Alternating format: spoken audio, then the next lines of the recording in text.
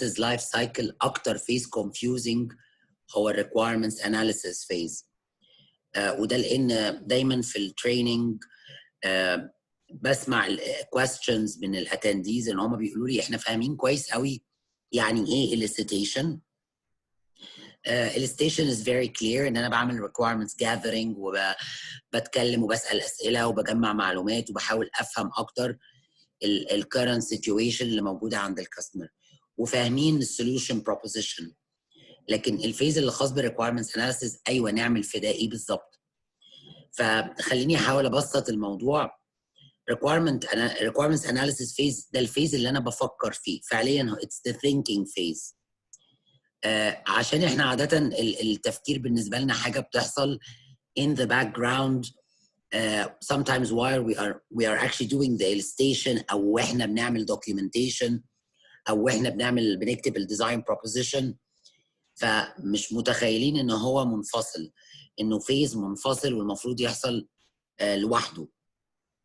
فونس ان انا جمعت requirements from different stakeholders وبدأ يبقى عندي clear definition of what the problem is. الفيز اللي هو requirements analysis اول حاجه بعملها فيه فكره ان انا ببدأ بفلتريشن.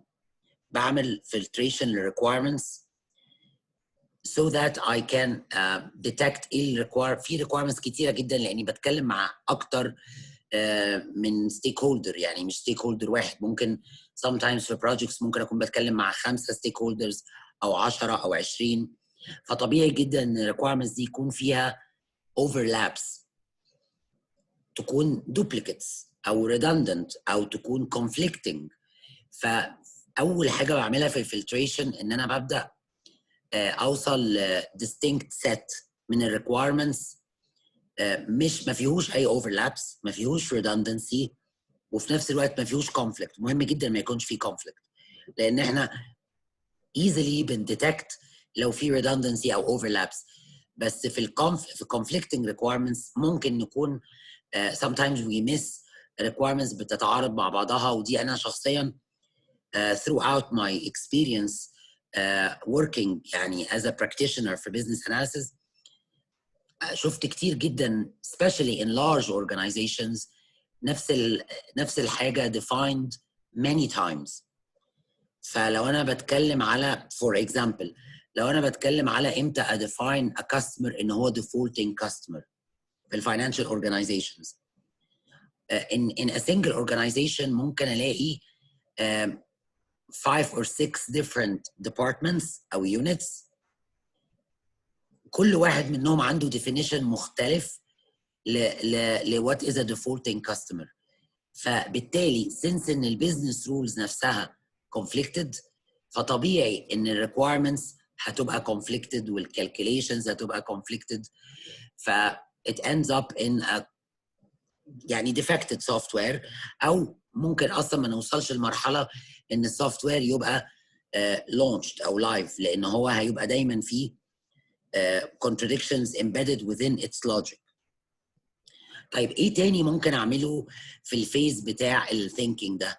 إن أنا simply يعني برتب requirements. غير إن أنا بعمل لهم filtration من overlaps والconflicts، أنا برتبهم in a packaging way. بعمل لهم packaging. وانا visually دايما انا I'm a very visual person، فانا كل حاجه بفكر فيها بشكل visual. فانا دايما بتخيل ان الريكويرمنتس دي جايه لي بجرينز مختلفه.